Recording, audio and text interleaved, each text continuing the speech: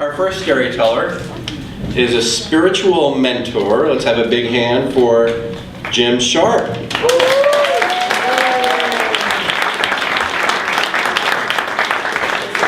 little taller. Oh, Brad. How you doing? I don't know. I hit my head a lot. How you guys doing? Excellent, excellent. This story is about every year in the summertime, there's 4 of us that go backpacking. So this story took place in 2010. And there's the 4 of us was myself, it's Ryan, Bill, and Paul. Ryan's the organizer, Bill's the bean counter, and Paul, I was trying to figure out a way to describe him. He's kind of like the disgruntled hiker. He just wants to get wherever we go. So he's kind of an interesting character. So anyway, we had chosen an area, the Maroon Bells area. You guys have probably know that area. And so the organizer, Ryan's putting the trip together, and he had mapped out our whole course. And then I had another friend who asked me where I was going to do my backpacking trip, and I said Maroon Bells. And she quickly texted me an article. And I opened up the article, and it was an article about a bear attack. And the name of this story, by the way, is Paradigm Meets a Bear. So we get this article, I send it right over to Ryan, and Ryan sends back, I said, so is this anywhere near where we're going? And he said, this is about a mile from our first camp. And I was like, oh, well, that's kind of interesting. What was interesting about the bear attacks were that they were backpackers, and this bear had done it in 2 weeks, in 2 different, like a week apart. And what he was doing was ripping the backpackers right out of their tents in the middle of the night. So I was a little disconcerted at first, but I got to tell you that we've been backpacking for years. And I really wasn't all that scared because I rationalize it kind of like shark attacks. You hear about the shark attacks, and then everybody gets all upset. Even when we're on dry land, we get upset about a shark. We get worried about a shark attack. So anyway, and I'm a mathematical guy, so I do that. You know, what are your chances of falling out of the sky in a plane? And it's worse than driving down to the Circle K. And so, and then also my reasoning behind this was that if you do the math, they have to pick us out of a lot of other backpackers. Now the better part is that there are 4 of us, so there's only 25% chance it's going to pick me. And this actually did go through my mind. Now we've had to deal with bears. We've always been really responsible with taking care of our food, and we take along bear canisters. And bear canisters are where you put your food at night. And the bears can play with them, but they can't get into your food at night. We put them way away. We don't take our toothpaste into our tents with us or anything like that. We went to Banff, in fact, up in Canada, and they have grizzly bears there. So we were nervous at first, you know, kind of getting into an area, and so many backpackers and hikers that we saw up there we were nervous like the first couple of days, but then everybody was saying how beautiful they were and how they were running into them. We were actually jealous. Oh, sorry. That took me by surprise there. I'm not that bad, right? No?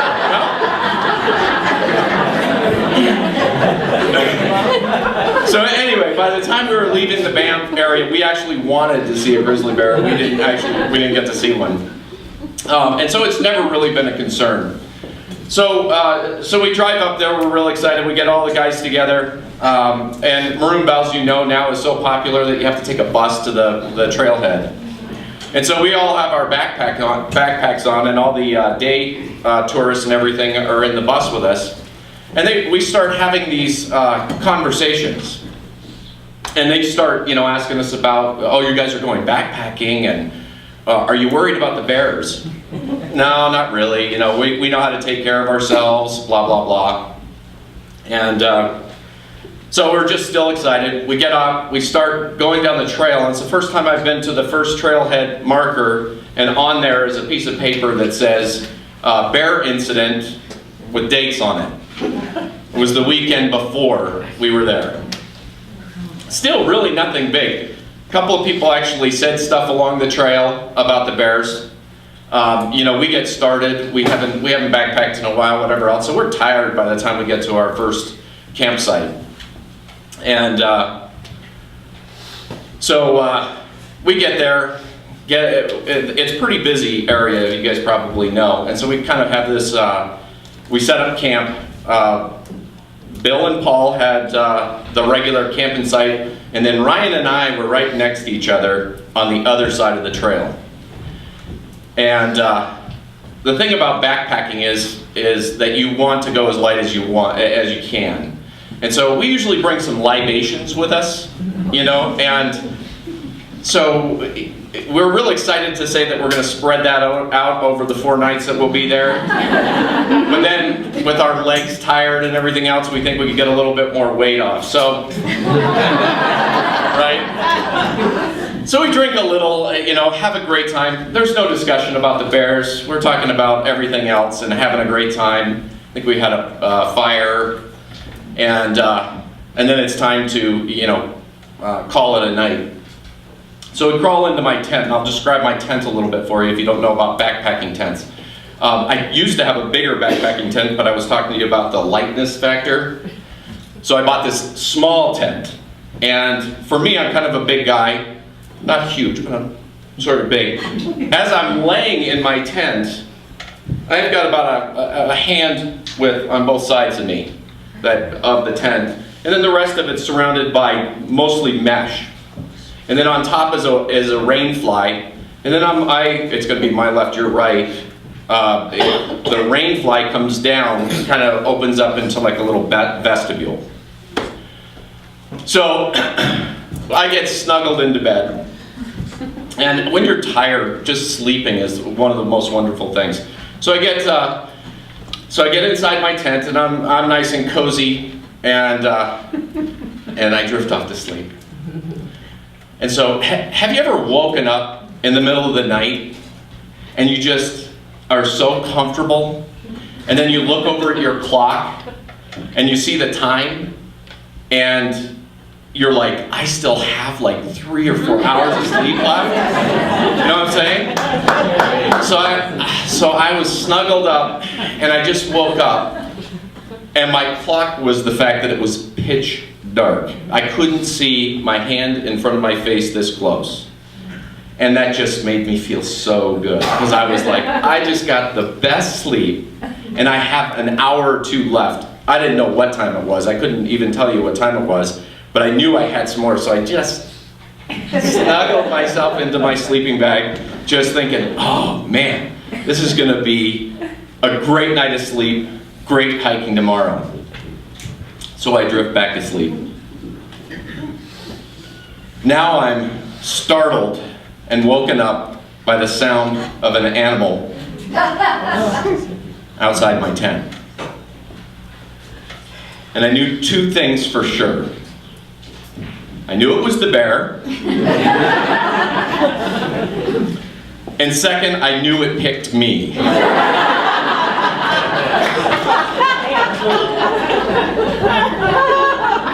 I could hear it's the sound of it snorting and sniffing right outside of my tent. And now I told you how close the sides of my tent are.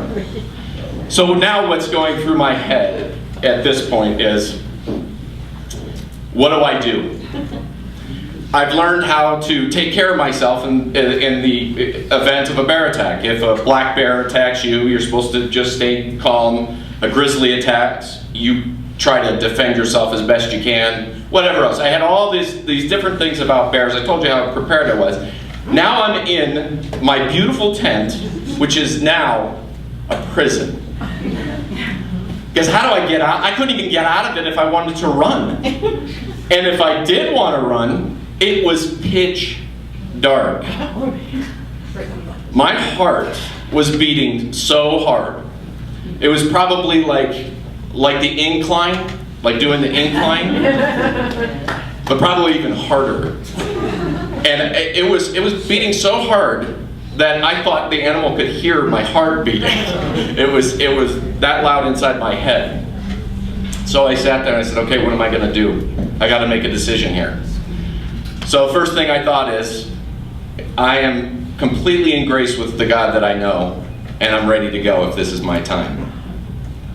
And then my next thought was, but I'm not going out without a fight. So I had remembered that I had my headlamp. I put my headlamp on one side and I had my Leatherman tool, which is a knife with all the little utility things in it. So my plan was, oh no, I gotta tell you, my first idea was, Ryan's right next to me. I'm just gonna yell out, Ryan, help me. And I'm thinking, first of all, Ryan's gonna be scared shitless. And he's not going to do anything because he's not going to know what he's going to do. And what is he going to do? And so I've got to do something. So I decided I was going to go for the knife and the headlamp. And so as slowly as I could, still hearing the animal outside my tent, I reach over as quietly as can be. I have no idea how long this was. It could have been 2 minutes. It could have been half an hour. Slowly got my headlamp out.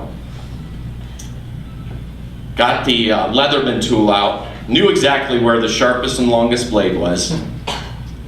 Got them both in my hand. I had this hand with a knife hand, and I had the headlamp going like this. Because I knew it was on this side. It was on the side of the door. Remember I told you about the vestibule leaning over. So I knew that as soon as I hit the headlamp, I would be able to see right outside my tent. So and then my other process was, in this process of the attack, of my starting this attack, was that I would scream out for my buddy Ryan to come help me. So I'm lying there, getting up the courage to turn on the headlamp, get the blade ready, big deep breaths.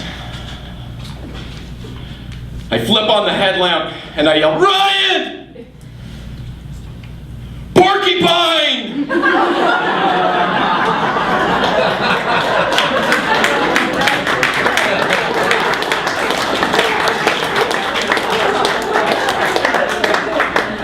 When I turned my head, the porcupine had pushed itself into the vestibule, and its quills were pushing into the tent right into my face.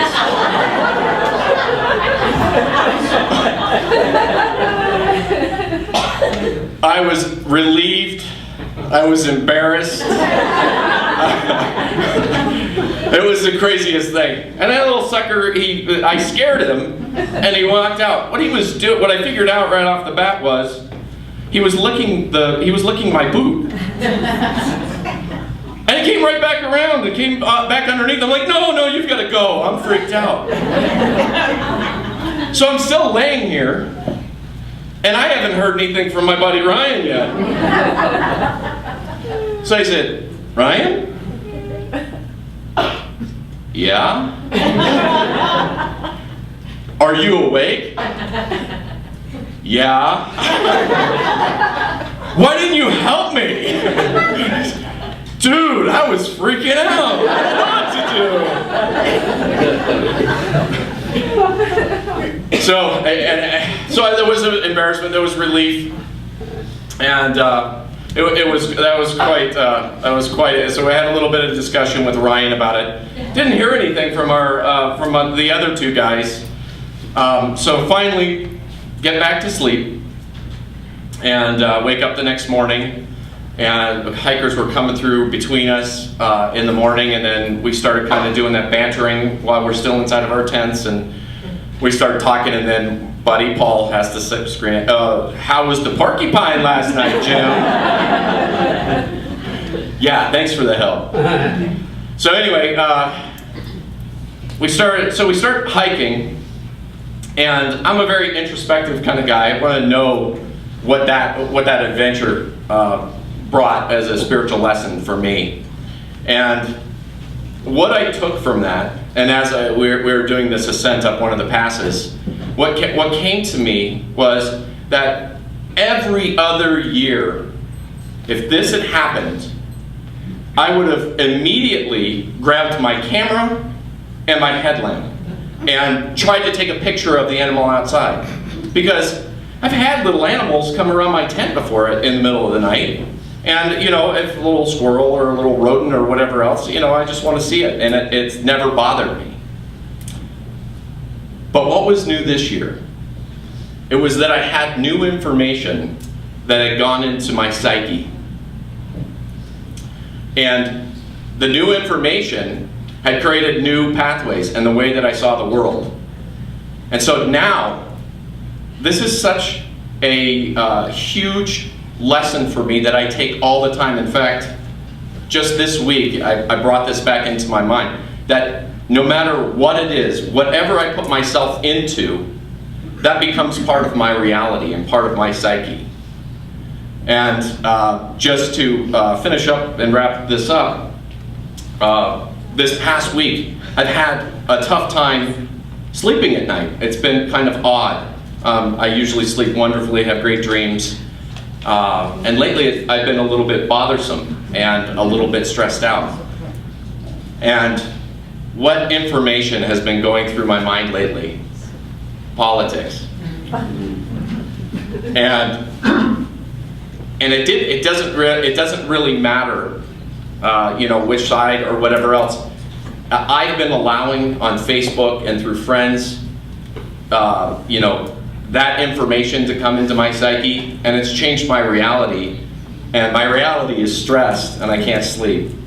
And so I just choose to process the information and choose the information that comes into my head now, and also information that comes in that I need to process it and not just let it go unconsciously in there. Thank you.